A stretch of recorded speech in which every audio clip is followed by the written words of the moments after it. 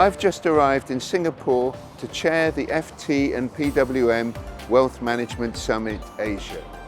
We'll be looking at the crisis in the Middle East and megatrends around energy security and artificial intelligence and how those impact investors' portfolios and business models for private banks. Stay with me to watch the highlights of our summit.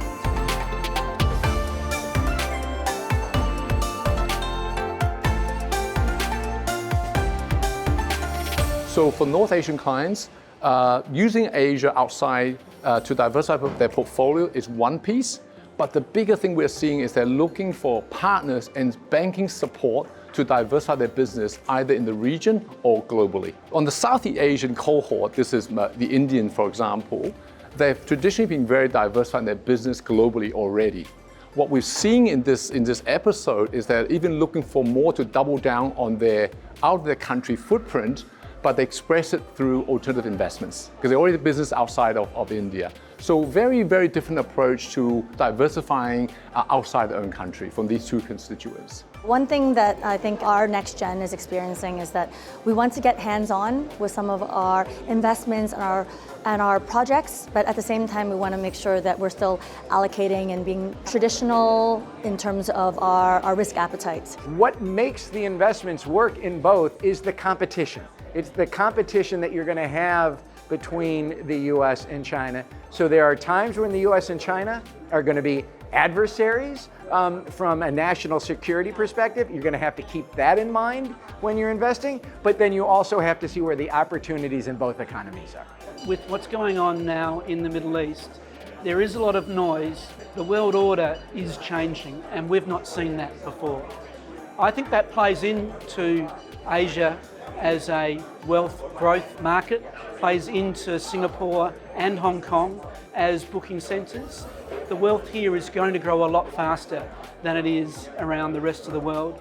And then you've got India. India is already the third largest economy on PPP basis, shortly to be the third largest on a GDP basis. In a context that is, for Southeast Asia, facing challenges from provisioning of energy and maybe some more complicated situation in the local economies, I think Singapore stands to benefit from that continuing offering of offshore proposition to neighboring countries.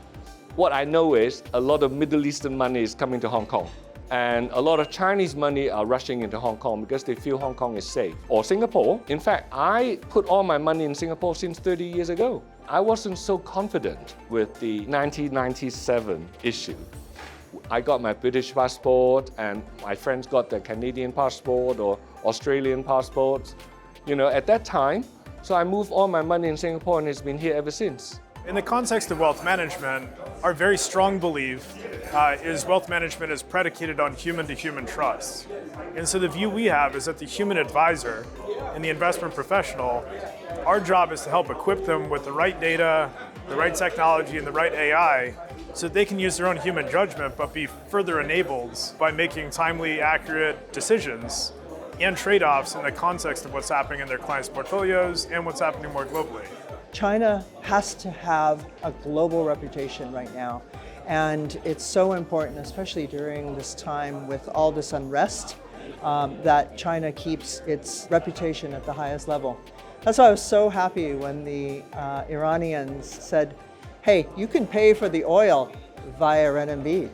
That was a seminal day. And that means that Hong Kong, Asia Pacific is really coming into its own, that we are an important part. It's no longer just Europe and Americas, it's Asia, Europe, Americas, and globally. And we are global markets, and we need to protect each other, and we need to work together. Thank you for watching our coverage of the PWM and FT Wealth Management Summit Asia. There are really three key takeaways which our delegates told me about. Firstly, there's the energy crisis in the Middle East, and they were concerned about its impact on the broader Asian region.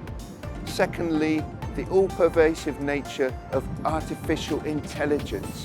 What impact will that have on the industry as a whole and the family businesses? And thirdly, there's the generational transfer from a cohort of older leaders to their younger sons and daughters. But in each of these challenges lies an opportunity for investment returns and to transform the business model and to future-proof the wealth management industry.